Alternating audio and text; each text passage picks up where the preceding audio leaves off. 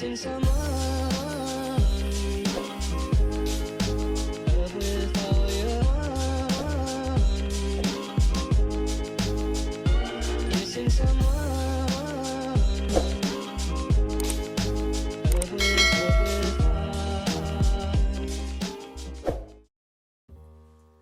What's up, guys? Welcome back to my channel. So today I'm gonna come with you guys with a real life situation. So this client, she technically wanted to go dark and she wanted to have like a really nice bold money piece, but she wanted to darken the rest of her hair.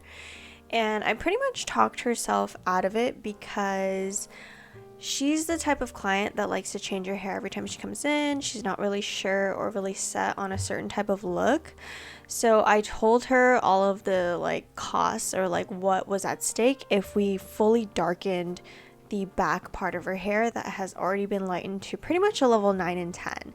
So I already told her that it would probably take her about like 3 or 4 years to grow all of that out. Even though her hair is like super short, her hair is like to her shoulders. And realistically, that is how long it normally takes a client.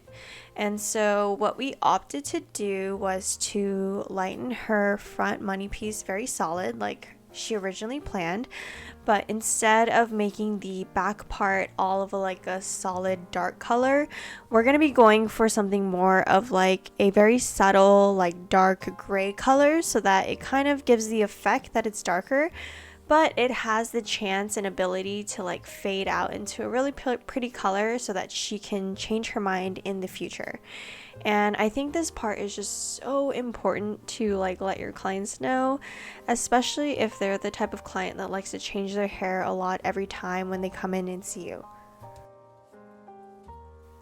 So since my client came up to me with like a whole different inspiration than what we've been doing, so her inspiration was something to have something very solid in the front, very like light and platinum and kind of like in the lavender side, very pastel around her face. I am opting to do very like thin slices around her face to try and get this part as light as possible. So the products that I'm using today is the Pulp Riot Cream Bleach Lightener, and I'm just using the lightener with 20 volume.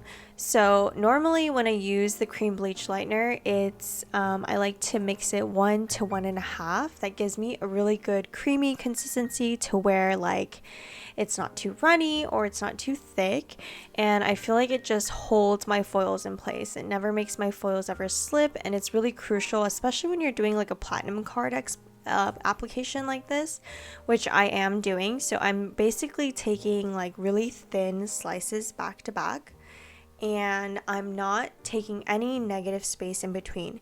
So everything that I'm foiling right now is very solid against her hairline. And pre-consultation, I've already talked to my client asking her how solid she wanted the front piece to be. And of course, she showed me like some inspo pictures, and we went over of what she's comfortable with and what she realistically wants. And I always explain to my clients that sometimes like you may feel like a solid money piece is a lot more bolder than it actually is in person. So I do explain to them like sometimes having it super far back doesn't seem as bold, but like once you have it done on your head, it does look a little bit more on the subtle side. So I do explain that to them and let them know that like if they want it more subtle, then we can do it more subtle, and we can always add more in the future as well. But if we ever do something that's more like on the heavy side and more solid, adding in that low light can be a little difficult for them to like change their hair in the future. So I always like to do more of a subtle chunky piece in the front and then build up to something more in the future if we are not doing something super permanent in the background. So after I've pretty much did like slices back to back, I made sure that my slices were pretty see-through. They're very like just solid back to back. I want to say I did about like 4 to 5 slices on the side, and then maybe about the same on the front money piece, depending on how her hairline looked. This can alter just depending on like what the client's hairline looks naturally and like what their goal is as far as how solid they want it.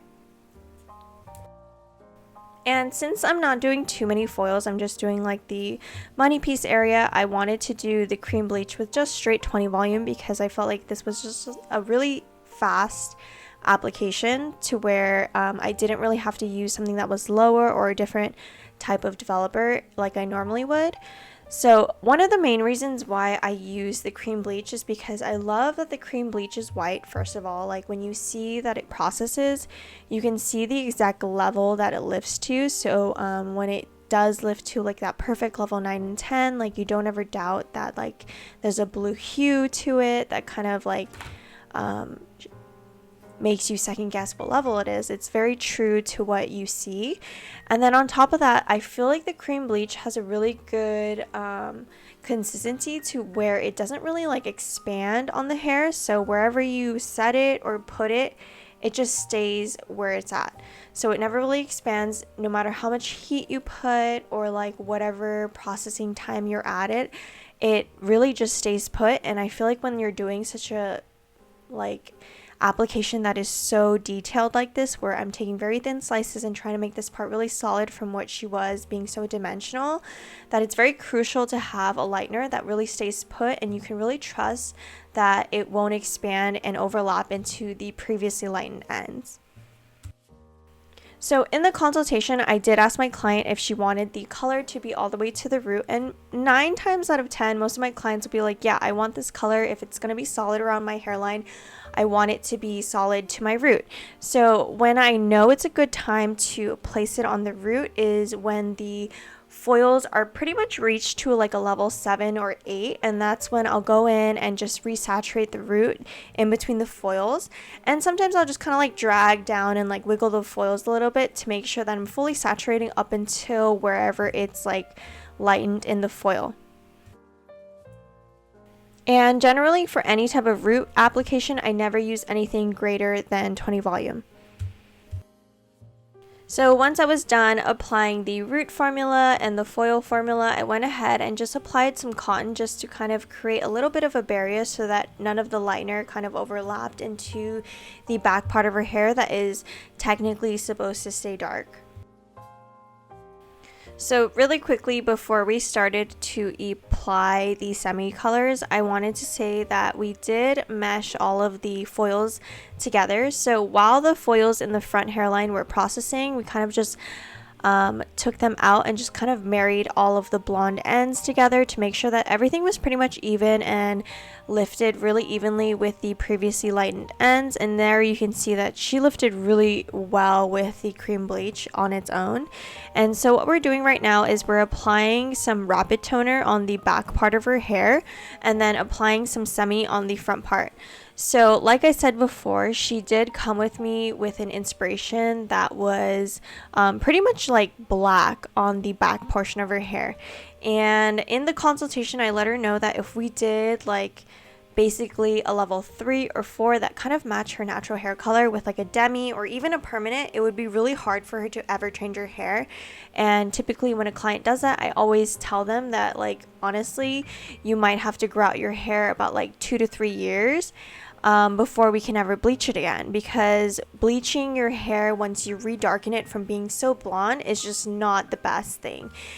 Because even though you're redarkening your hair from being so blonde, it technically doesn't like make it healthier. It just kind of masks the blonde of what tone it is or what it's lifted to. So at that point, like bleaching it twice when it's already so light is just really not the best thing and can be very damaging.